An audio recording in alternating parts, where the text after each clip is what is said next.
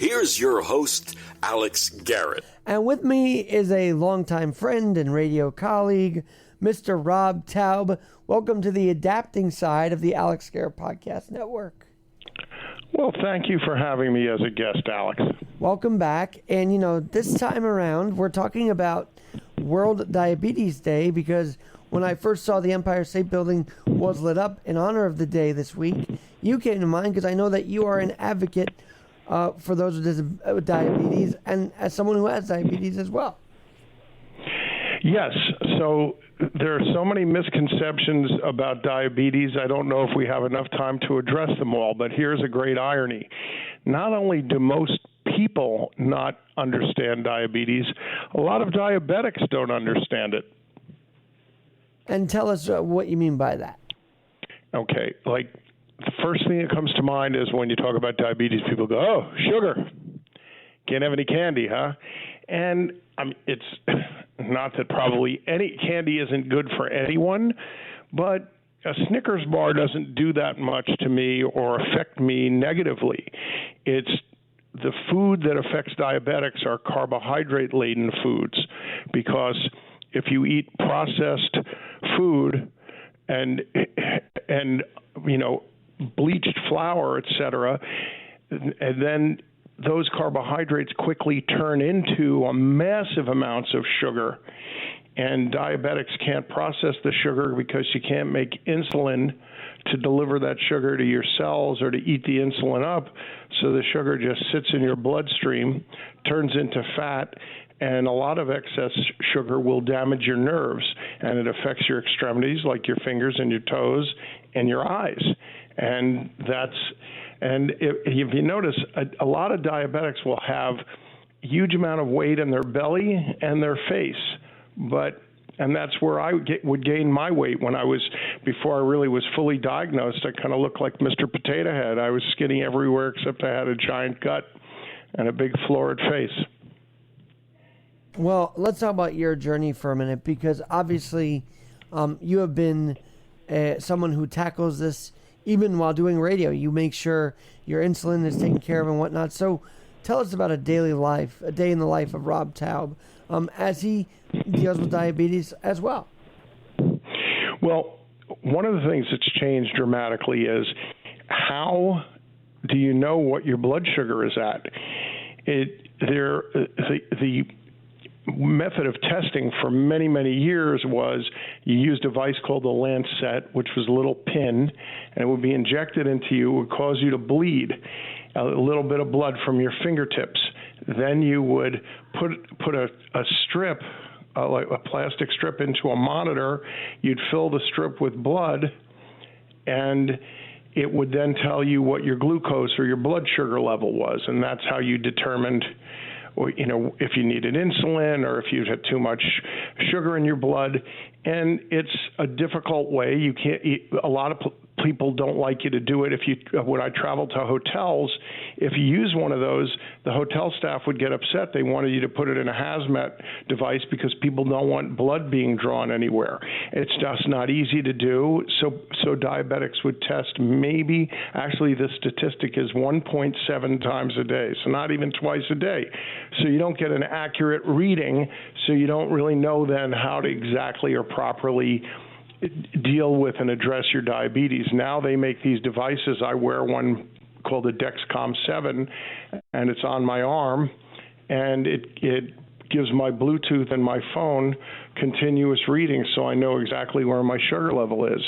And that way I know if I need some exercise, if I need to take a certain level of medication, and it helps me monitor and understand what happens if I eat this baked potato, or I have a load of white rice, or I have a piece of pizza. How is my body going to react, as opposed to if I have a piece, of chicken sliced up with half a slice of whole wheat bread. So it gives you insight and understanding into your diabetes.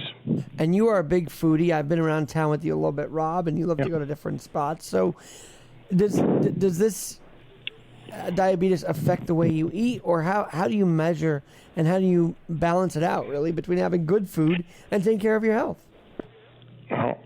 I try to make sure the first 2 meals of my day, there's an old expression, Alex, I think it's not in the Bible, but it's like from those times. You should have breakfast like a king, lunch like a sultan, and dinner like a pauper. I seem to do it the other way around, but I do enjoy eating, and I probably sometimes eat what I shouldn't, but I do balance that off with a tremendous amount of exercise. So I'm on the treadmill every day for close to an hour, and I lift weights, and I walk a lot. And I take medication, too. I think a combination of medication, exercise, and a pretty decent diet, no one can live like a complete saint, will help you maintain your health. A big mistake we're running into now is people want to rely solely on a medication. It's like, oh, if I take Ozempic, I could lose 40 pounds. So if you're relying solely on a medication to make you healthy, you're not going to be healthy. That's my philosophy. And anyway. have you weaned yourself off of medication? Are you on any right now? Well, I was taking a certain injectable. I don't want to name any names. And let's also remember, these new injectables that are very trendy were made for people with diabetes, and they do help you tremendously lower your numbers in A1C, which measures an average of your blood sugar over a period of time. Somehow somebody found out if you're not diabetic and you inject this, you could lose a lot of weight, which to me seems kind of perverse. It's like, if there's a drug to help somebody who has a particular kind of illness, I don't think you should necessarily be taking it out of vanity purposes when perhaps you could lose the weight if you exercised or dieted properly. But anyway, I had some side effects that I didn't like from the injectables, so I worked to wean myself off of them, and I just exercised more and tried to have a stricter diet, and so far it seems to be working. All right, I got to ask you, because you love to be spokesman for the American Diabetes Association, the American Heart Association, but I think one of the ultimate spokespeople for diabetes was Wilford Brumley. So did you ever take any did you ever learn from those commercials on ways to phrase it when you're the spokesperson as well? Like, what did you take away from those commercials with Wilford? I took away from the fact that Wilford Brimley had a disease that he could not pronounce. He used to say, I have diabetes. And also for somebody with the diabetes like he had, I think they could have found a better, more fit spokesman. I don't know what we were seeking to achieve, to be like Wilford Brimley and be a couple 100 pounds overweight. I loved his acting, and he also was a pretty good singer. But I found his commercials a bit amusing. I think that, we can't all strive to look like supermodels or like Ryan Gosling as Ken in Barbie, but as long as you exercise and strive to achieve, some level of physical activity, it's good. You're the most physically active person I know, Alex. You're a role model for me. Nothing stops you. All right. Well, speaking of those who are younger, I feel like diabetes could creep up on people that are younger. When did it creep up on you, and when were you diagnosed? Well, it didn't happen to me until I was 50, but juvenile diabetes is growing now at an epidemic proportion because children are less active. When I grew up, all I did was ride a bike everywhere. Now the only exercise kids get is using their thumbs on their phones. And I think that's a real problem. And there's a huge amount of obesity. I think we've become so woke and politically correct that we're not allowed to properly address obesity. And I just don't think it should be something we should be finding, in elementary school and middle schools. And it's a lack of exercise. For the most part, sure, there are kids that are going to have genetic predispositions to things, but there's a reason that it's suddenly predominant when it wasn't. And I think it has to do with electronic age and technology and kids getting less exercise. And we need to be more diligent about it. To that point, it seems like New York City schools and the mayors, the last couple of mayors have said, well, if they're not going to eat well at home, we're going to make sure they eat I guess, well at school. But is the way they're constructing these school meals, I'm sure you're on top of this because you love the city and you're focused on whole city news. Is that helping lower diabetes? Is that doing anything to help lower the risk of diabetes for kids? No, the schools are doing nothing, and they should try to be more productive in terms of getting us to exercise than trying to feed us. I don't think you're ever going to get a great meal at any school.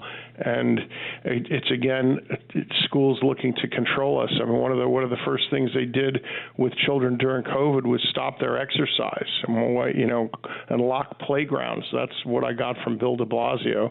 And by the way, in my neighborhood up in Harlem, people just merely took car jacks and bent the bars on the city parks because people that are politicians that were supposedly protecting and indulging poorer people couldn't drive in their cars to Connecticut or the Hamptons when COVID was in play. Their kids had to play in the street because they couldn't get into a park. So they bent the bars and let their kids get in there anyway. I mean, but I don't think we've learned from any of those lessons, and we need to have more physical education for kids and after-school activities to keep them fit and healthy.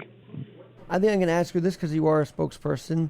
The American Diabetes Association, they help everyone from kids to adults, right? So what kind of Yes. programs and how much of a membership do you guys right now, and can people continue to join the ADA? You know that there's the Juvenile Diabetes Association, which is kind of there are various different spin-offs, but there's no real admission to a place like the ADA or the American Heart Association. I think you can go to their websites for help and advice, and I've just learned things about foods, and a lot of it is just, we do have computers, and instead of being on TikTok, people should, if they have diabetes and it's growing at epidemic proportions, Google it and learn about it, and go to videos or listen to people like me talk on your podcast, and they can learn about just attempting to lead a healthier lifestyle. If you wear a continuous glucose monitor like I do, you learn about how different foods affect you. And I've changed my diet recently. I've stopped having cereal in the morning because my blood sugar was spiking from it. So now I have scrambled eggs and some tomatoes and yellow peppers, and my numbers have been lower. So you have people have knowledge about sports teams and play fantasy football. They know more about football players than they do their own life and health.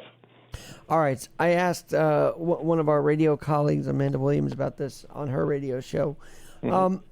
We're in the holiday season. Shouldn't people get tested for this prior to the holidays and after to see if they're even more at risk after the holidays? I think it's something that you just have to check on your health a few times a year. I think if you have insurance, it's not being overindulgent. It's good to get, once you're at a certain age at least, I get my blood tested 3 to 4 times a year so that I can have an idea of where my numbers are at, because believe me, they can go up and down pretty dramatically, and then it kind of puts you in check. It's like when you go to your dentist for a checkup and your gums start bleeding and you realize, boy, I haven't been flossing lately, have I? I mean, you can see the same kind of result almost from a blood test. Oh, my triglycerides are up, or my cholesterol is higher, and maybe I have to watch my diet in this regard, or this is I'm getting older and I have to take that into consideration. So there are myriad factors. And again, I hearken back to why be so obsessed with the New York Yankees if you know nothing about your own? I'm not telling you not to be a baseball fan, but know a little bit about your own health too, instead of somebody else's batting average or on base percentage. It's like people are obsessed with so many things other than their own health and well-being. You sound a bit like my dad, and may he rest in peace, but my dad always said, you don't know how to chew your food, but you know what A-Rod or Jeter's hitting, that kind of thing. So I hear my but dad. It really is kind of crazy. I just see people with these fantasy football teams, and they know everything about these players, and then you'll say like, hey, what's your blood pressure? Oh, I don't know. And I take mine every day because I want to, and I'm glad I do. And then occasionally I'll tell my doctor and they'll check it, and I've had medication adjusted because that high blood pressure is called the silent killer. Speaking of that, again, you don't get a wart. You don't get a wart from it or a bump or anything, so you don't know internally a lot about what's going on with you. You may look okay, but inside, disaster is brewing. is it possible people don't want to know because they're afraid to find out their health is not the best in shape? And what I mean by that is this adapting feature of the podcast exists because I feel like people are afraid to adapt to what they've got to deal with, health-wise or other. And so what's your message to those who may find out something from these tests and get very nervous, get very scared, and are afraid to adapt to it? How do they adapt? Maybe not with ease, but just the ability to adapt. How did you adapt when you found out? Oh, I think you brought up a great point, Alex, and it's called non-compliance, non-compliance by patients, and doctors complain about it all the time. And I did as well. My kids used to take these pictures of me because I was probably 60 pounds overweight, and I used to say, "Oh, that's like I have a lot of gas in that picture." and you see what you want to see, and they'd put it up on the refrigerator, and I couldn't acknowledge that it was me. And the thing I came to realize is, you're going to pay the price for it one day. If you act now, it's most likely treatable and not completely reversible. I'm not going to reverse my diabetes, but you can make your life better. If you wait too long, you could have a stroke, a heart attack. I've had some diabetic friends who've lost toes as a result, or really hurt their eyesight. And there's nothing that waiting is going to do except make things worse. I'm looking at the stat now, Rob. I cannot believe the stat. 29.7 million people of all ages have been diagnosed with diabetes. I mean, are you seeing more people speak out about their story of how they got it and how they're treating it? Or are you one of the lone standards that are talking about your condition? I'm one of the few voices alone in the forest with only Alex Garrett to pay attention to me, and hopefully as many listeners on the podcast, because enough people don't want to listen. And it's unfortunate. And, we're at these various organizations attempting to figure out how do we address it. And now, speaking of the other association, the American Heart Association, diabetes and the heart are interconnected, aren't they? Yeah, and you have, I don't know the exact number, but let's say approximately 1 million people a year in America are dying from heart disease. I mean, look at the irony of COVID.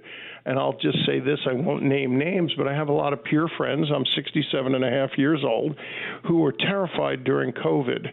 And has their station in life in terms of their health improved since then? No, it's gotten worse. They're so worried about dying of COVID, but they did nothing in terms of exercising or dieting. If anything, they've gained weight and exercised less. So, what have we learned from COVID? Nothing. And I think there again, our government's never given us a good message. I guess maybe do we still have the President's Council on Physical Fitness? But shouldn't we be doing something, if we're concerned about diseases like COVID and getting ill, then diet and exercise can help us combat that. Again, there's not a magic, potion or pill we can take to make us better, as those vaccines have proven. They've helped, but they're not going to make you well. And I think we're in an age now where people just expect to have a shot or an operation or take a pill or a medicine that's going to make everything okay. And it's, maybe in the Star Trek era that's going to happen, but not right now. And it's still no way to live or think. It's not a good belief system. Now, as the association, I want to ask you this, because we're getting into Dexcom in a minute, but as the association, do you guys have workshops, pop-ups? What kind of programs do you guys offer that maybe those with diabetes right now need to know about?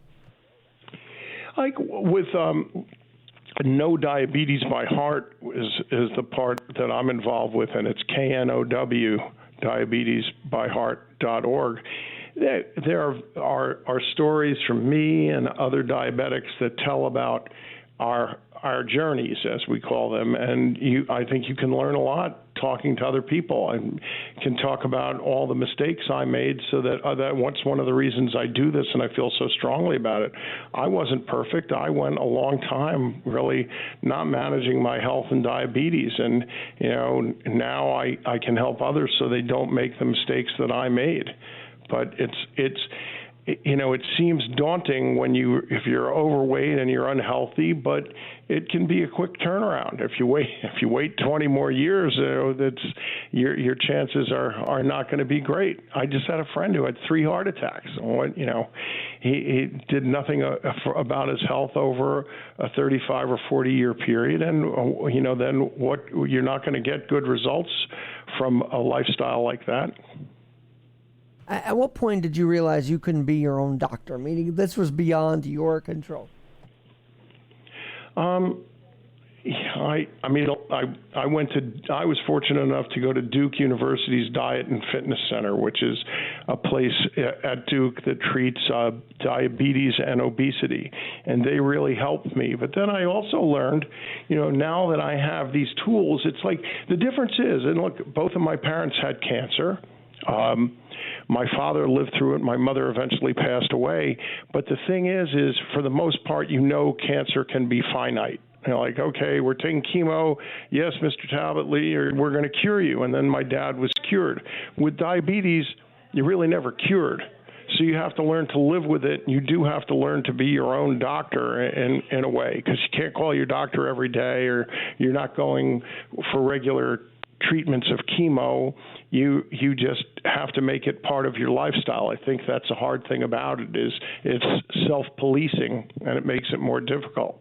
Is that why you're proud to wear Dexcom? Because I could tell every post that you share, you're very proud to wear that little detector, if you will. So why are you proud to wear Dexcom?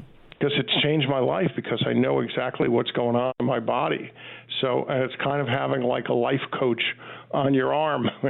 If it shows you had a high number, then you go, oh, okay, I just had that piece of cheesecake. That's who I have to blame. It's my fault. That's really what it's all about, and it just makes you a better person and a more diligent steward of your health. One last thing, because you are a dedicated dad. So did your health conditions, did tackling them, was that a drive to be there for your kids? That another reason why you took on? Sure, that too. And I think my kids were kind of embarrassed because they had a dad who, we're not allowed to say this. They used the word FAT. Dad, you're pleasingly plump. They were unhappy with my obesity, and I embarrassed them, I guess, and they were concerned about my health too. Kids are. Sure. Don't want a nerdy dad or somebody, and it's easy for things to get away from you. I mean, at one point I looked like I played in NFL, and then 7 years later, I gained, over a 4-year period, I probably gained 12 to 15 pounds a year, and suddenly you got 50 pounds and you're all in your stomach.